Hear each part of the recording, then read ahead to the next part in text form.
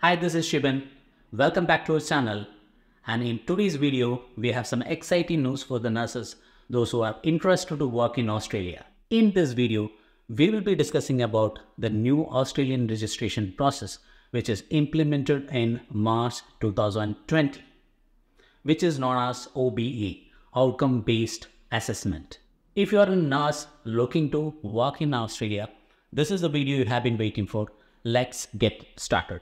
The new Australian registration process known as OBA, which is Outcome-Based Assessment. As I said, it was introduced in March 2020. Before that, there was another process called Bridging Course Program for the IQNMs, that is Internationally Qualified Nurses and Midwives. Let's dive into step-by-step procedure of OBA, Outcome-Based Assessment. For OBA, there are some eligibility streams. So what are those streams? There are three streams called Stream A, Stream B, and Stream C. So let's break down what each streams entails.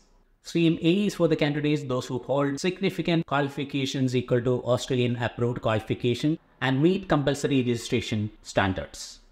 Those who have completed the BSc or MSc from the countries such as Canada, Ireland, the US, etc., etc. They will be able to apply the registration after completing orientation part 1. Next one is Stream B. What is Stream B? Stream B is for the candidates, those who hold the relevant qualification but not significantly equal to the Australian approved qualifications and registration standards. This includes IQNMs, those who have completed a BSc, MSc or post-BSc from India or any other countries. For them to proceed, they need to pay the assessment fees and complete the orientation part 1 before moving to the portfolio stage.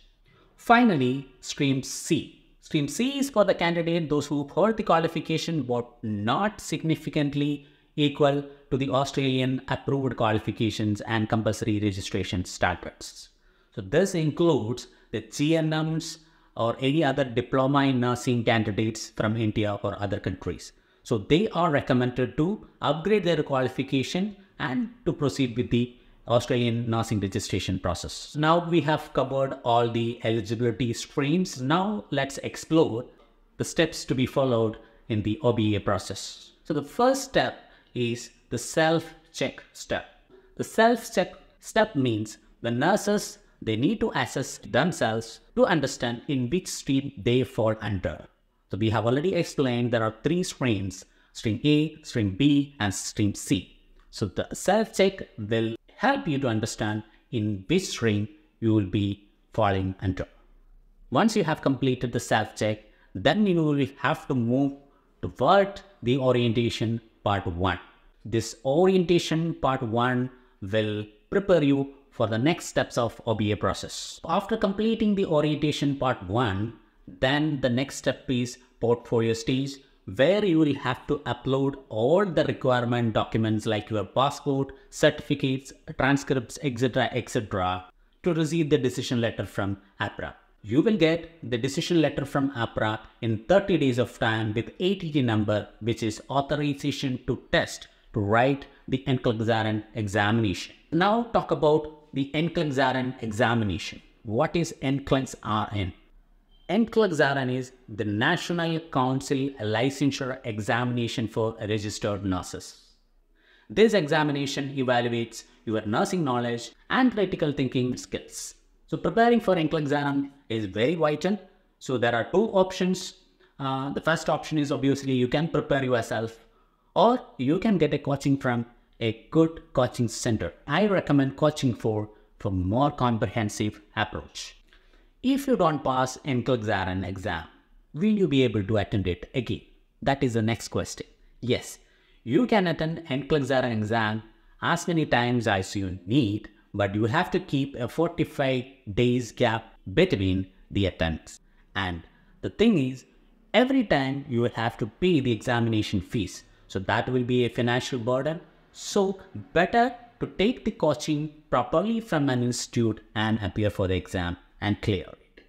Once you have passed the NCLEX-RN exam, the next step is to attend OSCE. OSCE means Objective Structured Clinical Examination. This will be held in Adelaide, Australia. This is a practical examination which will have 10 stations. You will have to pass at least 8 stations out of 10 to clear OSCE. Once you have successfully completed OSCE, then you can apply for the registration certificate in Australia. So we have not talked about the English score requirements so far. What is the English language requirement to complete the Australian nursing registration process? You need to have the valid English score only when you are applying for the certificate after completing OSCE. What are the accepted language scores? The accepted scores include OET, where you need individual B, or IELTS, where you need individual 7, or TOEFL or PT, where you need minimum 65 in individual modules. And the good part is you will be able to club the certificates in 6 months' time to show the individual required English scores. So that concludes our comprehensive guide to the Australian nursing registration process through OBA. If you are considering to work in Australia as a registered nurse, these are the steps you need to follow.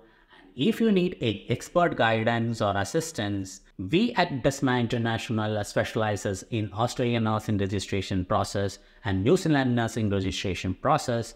You can contact us in WhatsApp, the number shown on the screen, and we will be getting in touch with you. We can also assess your qualifications and guide through the process. Please don't forget to like this video and share with your friends, those who are looking to work in Australia. Thanks for watching, and we will see you in the next video. Good luck on your nursing journey. Thank you.